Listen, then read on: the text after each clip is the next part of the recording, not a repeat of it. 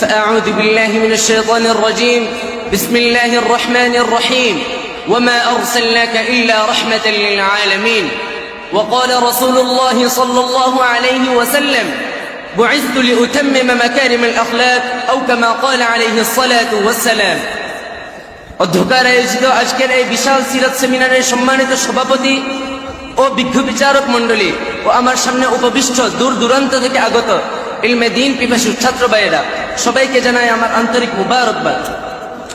প্রিয় উপস্থিতি, আজকে আমার নির্ধারিত টপিক হচ্ছে বিশ্ব শান্তি প্রতিষ্ঠায় মহানবী সাল্লাল্লাহু আলাইহি ওয়াসাল্লামের ভূমিকা।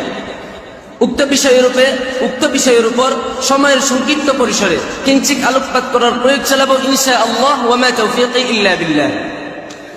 প্রিয় উপস্থিতি, আজ যখন সারা বিশ্বে সমাজ ব্যবস্থা ও মানবতার মূলে কোটার আঘাত হানছে, ইন্নাল কুওয়াতা লিল্লাহি জামিআ এর বলিষ্ঠ আহ্বান ও মদিনা সনদ ভিত্তিক রাষ্ট্র ব্যবস্থাকে উপেক্ষা করে জনগণকে সমস্ত ক্ষমতার উৎস ও মানব রচিত সমাজ ব্যবস্থাকে উন্নতির সোপান মনে করা হচ্ছে, ঠিক এহেন মুহূর্তে বিশ্ব শান্তি প্রতিষ্ঠায় মহানবী সাল্লাল্লাহু আলাইহি ওয়াসাল্লামের ভূমিকা আলোচনা করা বাস্তবিক পক্ষে সময়ের দাবিদার।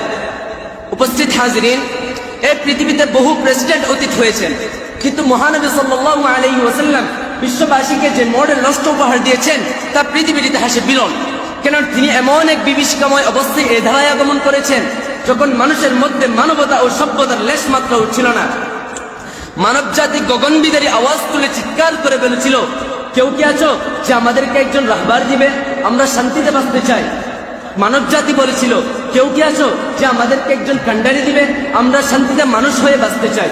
ঠিক এহেন মুহূর্তে শান্তির সৌগার ও শান্তির চূড়ান্ত পতন ঘটিয়ে এই ধারার বুকে আগমন করেছিলেন রাসূল আরবি সাল্লাল্লাহু আলাইহি ওয়াসাল্লাম এবং প্রতিষ্ঠা করেছিলেন তদানীন্তন আরবের মাঝে শান্তিময় রাষ্ট্র ব্যবস্থা।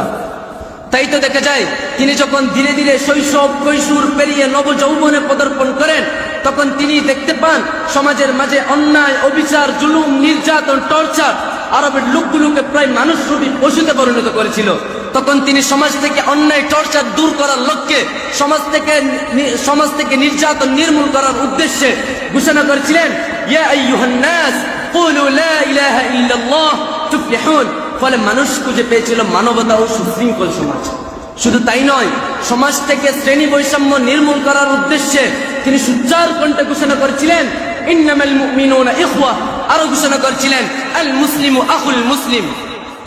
এতটুকুতেই সমাপ্ত নয়, নবী সাল্লাল্লাহু আলাইহি ওয়াসাল্লাম সমাজ থেকে চুরি, ডাকাতি, ছিনতাই, রাহজানি নির্মূল করার উদ্দেশ্যে কোরআনের বিধান জারি করে ঘোষণা করেছিলেন, ওয়াসসারিকু ওয়াসসারিকাতু ফাকতাউ আইদিয়াহুমা জাযাআন বিমা কাসাবা নাকালাম মিনাল্লাহ।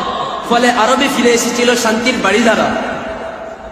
শুধু তাই নয়, নবী সাল্লাল্লাহু আলাইহি ওয়াসাল্লাম জিনার হদ ও নারীর ইজ্জত রক্ষার্থে কোরআনের বিধান জারি করে ঘোষণা করেছিলেন, আয-যানিয়াতু ওয়াজ-যানি ফাজলিদু কুল্লা ওয়াহিদ মিনহুমা মিআতা জালদা।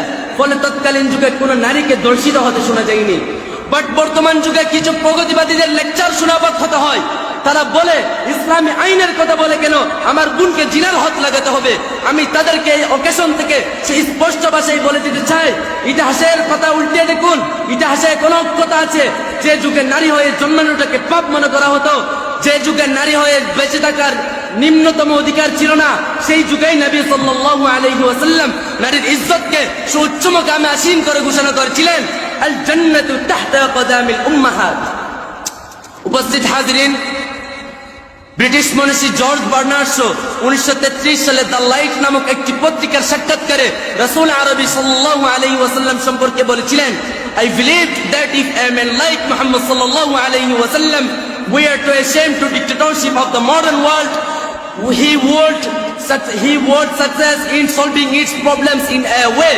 শুধু তাই নয়, যার রাষ্ট্র ব্যবস্থায় মুগ্ধ হয়ে ভারতের মহাত্মা গান্ধী বলেছিলেন, अगर राष्ट्र में अमानी करना चाहो, अगर किसी वतन में अमानी करना चाहो, तब मोहम्मद की हुकूमत अख्तियार करो।